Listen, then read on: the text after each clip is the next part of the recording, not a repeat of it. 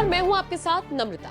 बालकनाथ इस वक्त लगातार चर्चाओं में है। राजस्थान का अगला मुख्यमंत्री कौन होगा, ये सवाल चाहे आप राजस्थान की जनता से पूछ लीजिए या फिर यूपी की जनता से, आप दिल्ली चले जाइए, वहां पर भी किसी से पूछ लीजिए। पहले नंबर पर अगर कोई नाम ले रहा है तो बालकनाथ का ले रहा है।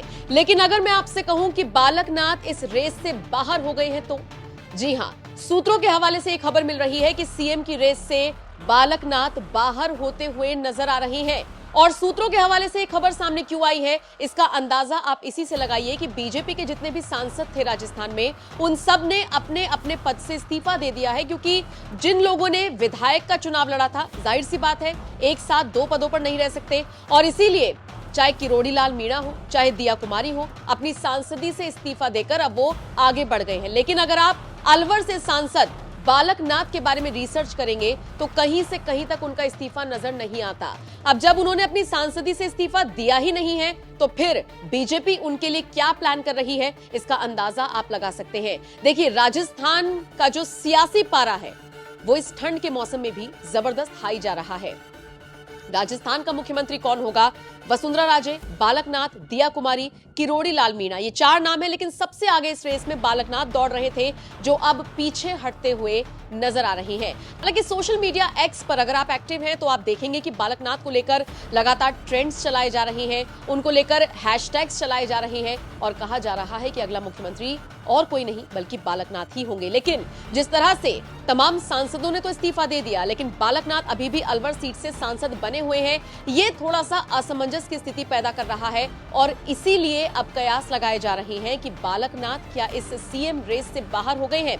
वैसे आपको यह भी बता दें कि कुछ वक्त पहले खबर आई थी कि अमित शाह ने बालकनाथ को दिल्ली बुलाया है और वो दौड़े दौड़े दिल्ली पहुंच भी गए थे। वसुंधरा राजे को दरकिनार नहीं किया जा सकता, इसमें कोई दो राय नहीं। वसुंधरा राजे को जैसे ही ये खबर मिली कि बालकनाथ को दिल्ली बुलाया गया है, आपको याद होगा कुछ तस्वीरें सामने आई थी जिनमें बड़े बड़े विधायक वसुंधरा राजे से मिलने के लिए पहुंचे थे। और ये विधायक एक दो या चार पांच नहीं बल्कि 20 विधायक थे, जिनके हाथ में 70 विधायकों को तोड़ने की ताकत बताई जाती है।